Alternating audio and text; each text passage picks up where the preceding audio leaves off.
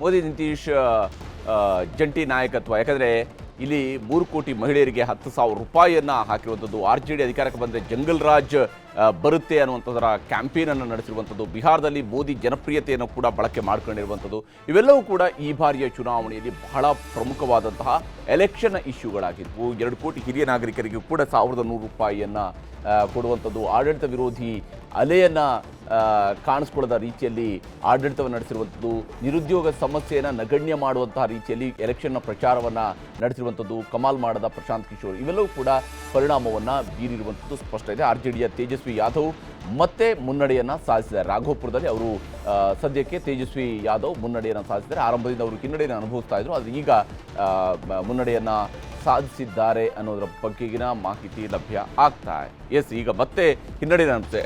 ಭವ್ಯ, last point ತಾವೇನು ಹೇಳ್ತಿದೆ ಈ ವಿಚಾರದಲ್ಲಿ? ಯಾವ ವಿಚಾರ?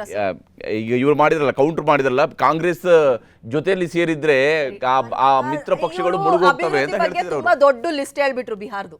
ನಾನು ಬರೀ ಒಂದೇ ಒಂದು ಪಾಯಿಂಟ್ ಹೇಳ್ತೀನಿ. ನಮ್ಮ ಟ್ಯಾಕ್ಸ್ ಡೆವಲ್ಯೂಷನ್ ಬಗ್ಗೆ ನಾವೇನು ಹೋಗಿ ಪ್ರೊಟೆಸ್ಟ್ ಕೂಡ ಮಾಡಿದ್ವಿ ಸರ್. ನಾವು ಕೊಡೋ 1 ರೂಪಾಯಿಗೆ 13 ಪೈಸೆ ವಾಪಸ್ ಬರುತ್ತೆ. ಮಿಕ್ಕ 87 ಪೈಸೆ ಎಲ್ಲೋಗ್ತಿದೆ ಗೊತ್ತಾ ಸರ್? ಬಿಹಾರ್ ಕೊಡುವಂತಹ 1 ರೂಪಾಯಿಗೆ 8-9 ರೂಪಾಯಿ ಹೋಗ್ತಿದೆ. ಅವರ ಅಭಿವೃದ್ಧಿ ಅಲ್ಲೇ ಕಾಣುತ್ತೆ. ಹೌದಾ ಇಲ್ವಾ? ನಾವ ಅಭಿವೃದ್ಧಿ ಪಡ್ಕೊಂಡಿರೋದು ಅವರ?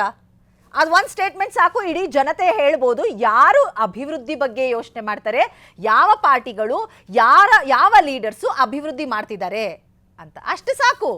1 ರೂಪಾಯಿ ಕೊಟ್ಟರೆ 13 ಪೈಸೆ ಬರ್ತಿದೆ ನಮಗೆ ವಾಪಸ್ಸು. ನಮ್ಮ ದುಡ್ಡು ಅಲ್ಲಿ ಹೋಗ್ತಿದೆ.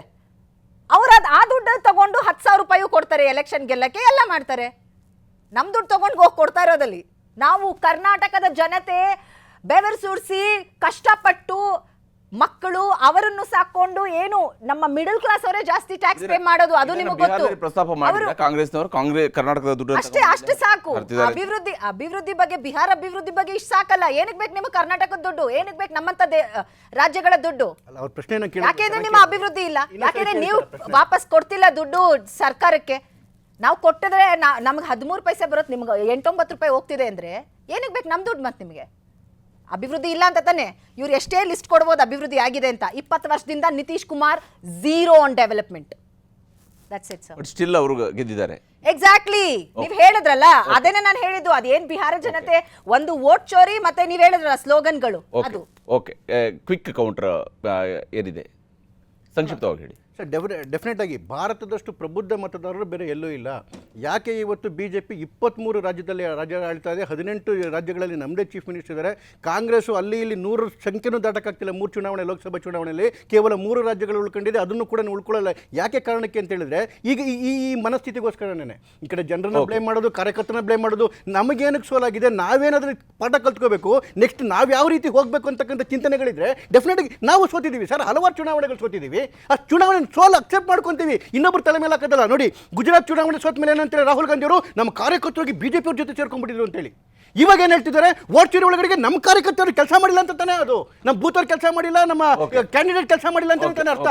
ಹೀಗಾಗಿ ಇನ್ನೊಬ್ಬರ ಮೇಲೆ ಜವಾಬ್ದಾರಿ ಹಾಕೋದಲ್ಲ, ನಾವು ಜವಾಬ್ದಾರಿ ತಗೊಂಡು ನಮಗೆ ಸೋಲಾಗಿರ್ತಕ್ಕಂಥದ್ದು ನಾವು ಅದಕ್ಕೆ ಆತ್ಮಾವಲೋಕನ ಮಾಡ್ಕೋಬೇಕು.